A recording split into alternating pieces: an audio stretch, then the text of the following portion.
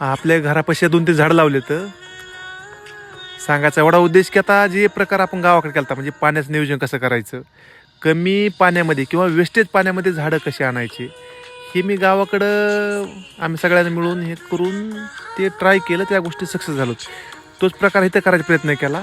जसं की अंडरग्राऊंड जे वेस्टेज पाणी चाललं आहे आपल्या किचनचं, ते अंडरग्राऊंड पाणी पाईपाने घेतलं आणि त्याच्या 2-3 तुट्या काढल्या आणि त्याच्यावर फरशी ठेवली, जेणेकरून तिथं पाणी मुरत राहावा आणि पाणी बाहेर नाही आलं पाहिजे. जेवढं पाणी तिथं मुरण तेवढं ते झाडं वाढत चालणार आणि ते ऑटोमॅटिक झाड वाढणार. आपल्या पाणी द्यायची गरज वगैरे काही वाटणार नाही आणि दिसणार पण नाही की इथं खाली काहीतरी आपण ह्याचं असं काही केलेलं आहे. आणि साईडनं असे दगडं टाकायचे जेणेकरून ते पाणी तिथंच मुरावं आणि झाड पण एवढं रोज रोज पाणी दिल्यामुळे एवढं फास्ट वाढतंय की त्याला वेगळं काहीच टाकायची गरज पडत नाही.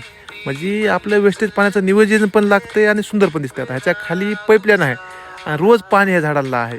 वाटणारही नाही की इथं खाली असं काहीतरी असेल म्हणून. असं काहीतरी वेगळा प्रयोग करत राहायचं. कधी सक्सेस होते कधी अनसक्सेस होते, पण हे सक्सेस झालेला आहे माझा प्रयोग. चला काहीतरी नवीन काहीतरी करायचा प्रयत्न करायचा. चला धन्यवाद.